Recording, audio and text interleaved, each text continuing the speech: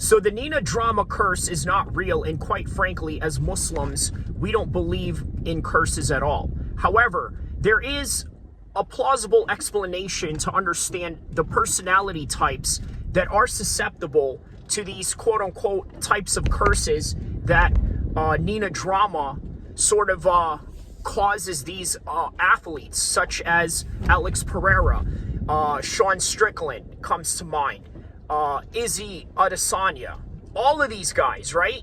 The list goes on. Now, obviously, Ankalaev has also done content with Nina drama, to be fair.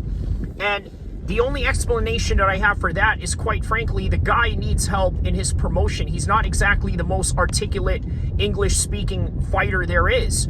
So they needed to create a different image, or rather a different way of marketing Ankalaev as somebody who is approachable, rather than this monster of a Dagestani who is unapproachable and, quite frankly, unfriendly. So here's something that you have to understand, right? Curses are not real, but what is real are the certain types of thoughts, certain types of mental trajectories that the likes of Sean Strickland, Israel Adesanya, and Alex Pereira sort of run into, that kind of causes these curses, right? That forms inconsistencies amongst athletes. Now, suppose if you're somebody that is supported by Drake, that could mean a whole wide range of different scenarios. For one, maybe you're friends with him, and that is the reason why he bets on you during these fights. But he bets on a lot of different athletes, a lot of different sporting events that he doesn't do very well in. And as a result, hence the Drake curse narrative that a lot of people are putting out there.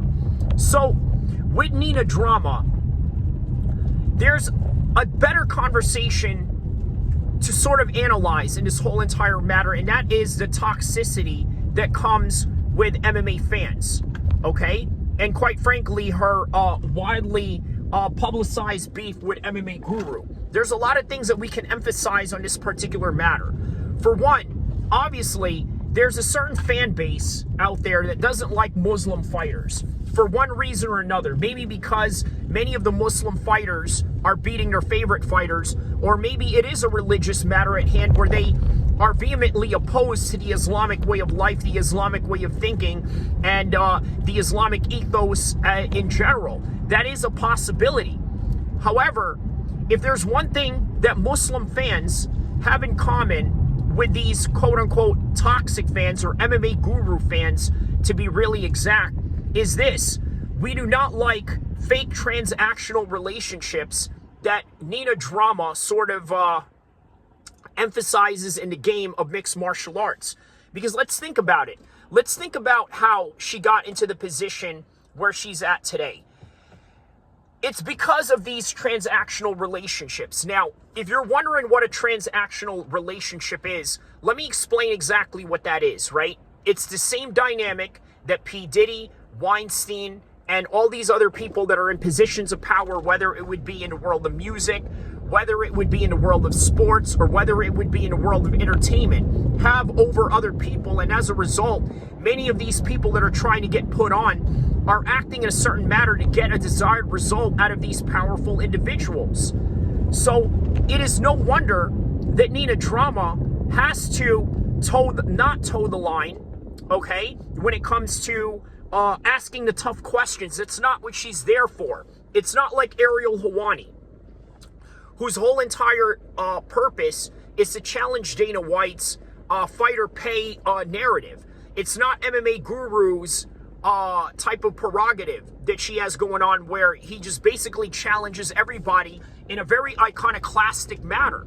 That is not what Nina drama is about. What she is about is just having fun and being out there and creating a different image for fighters. Once again, the Ankalaev example that I just made. Fighters that are friendly, fighters that look like they are approachable people.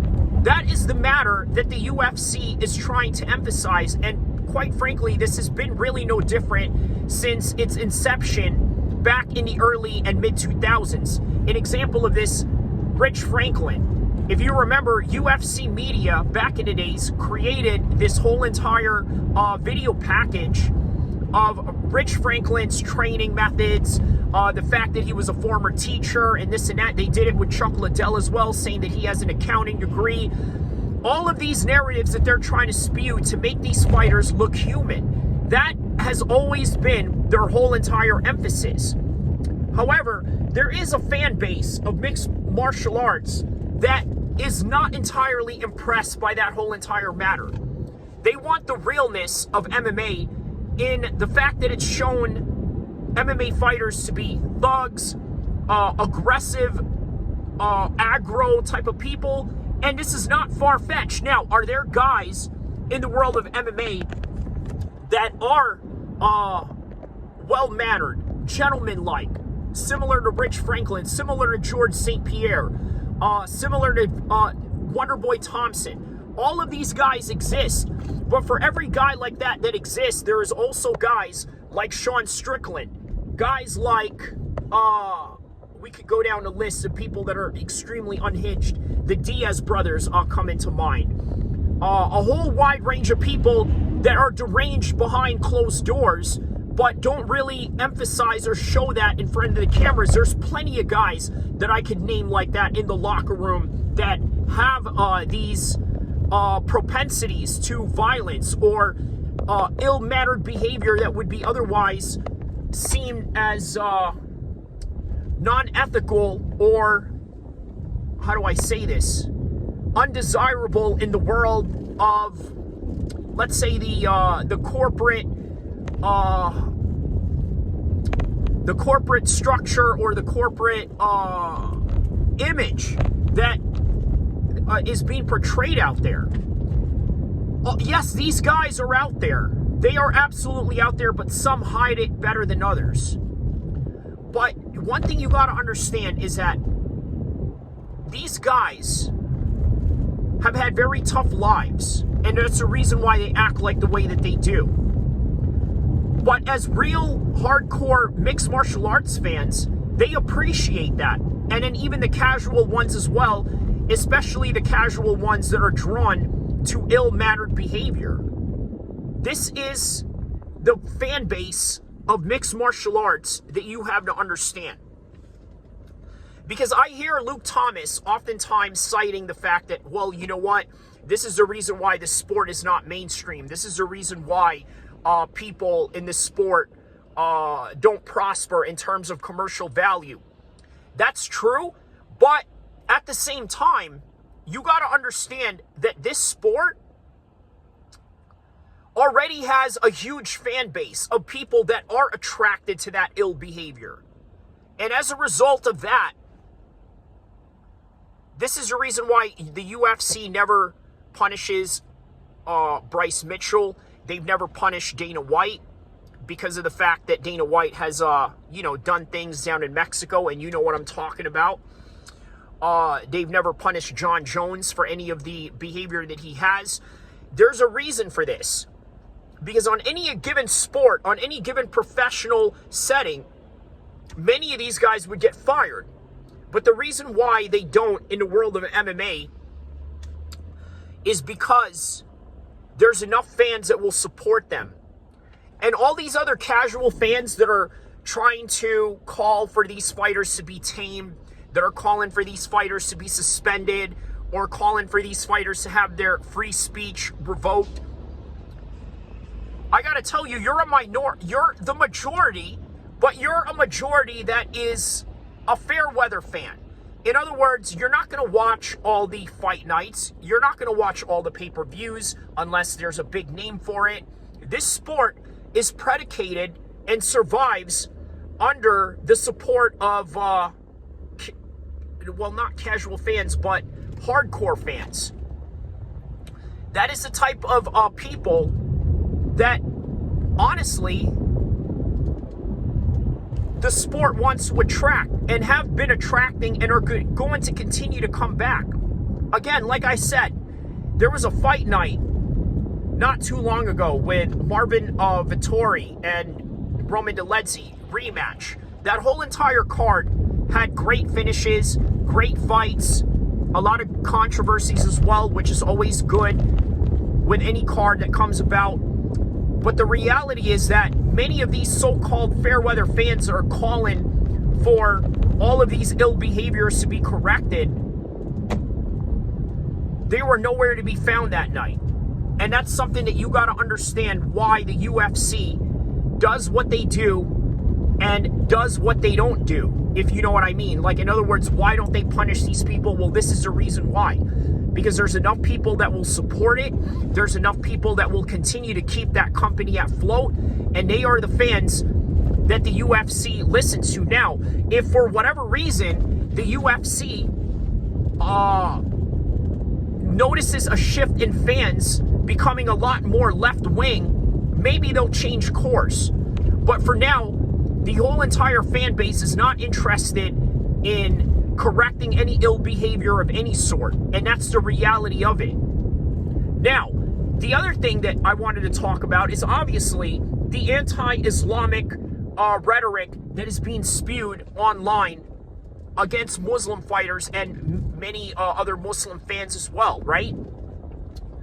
I hear often people say, well, you know what? The Dagestanis are the Dagestanis. They are Muslim, but they're not like other people who are Muslim. So therefore, we should not attribute their success to our lives. Well, I mean, look at Bilal Muhammad. Is he Dagestani? He grew up in the Midwest. He's basically an American fighter. He's genetically Arab, which, for whatever that may mean to you, but nonetheless, he's different from all of them. But at the same time, he's not, because he trains with them. His championship success is predicated on training with the likes of Dagestanis and their whole ideological settings. So you got to think, maybe there is a reason why Muslims out there are winning. And guess what? A lot of that has nothing to do with the curse or who they hang out with or who they support. And Uncle Ayev doing content with Nina Drama is a clear example of that. And who knows, maybe somewhere down the line he ends up losing. But for now, he is the success story that is the antiquated opposite of everything that everyone is pointing out as a Nina Drama curse. Because at some point, you got to realize the Islamic faith emphasizes consistency. Consistency that, quite frankly, is perfect for mixed martial arts.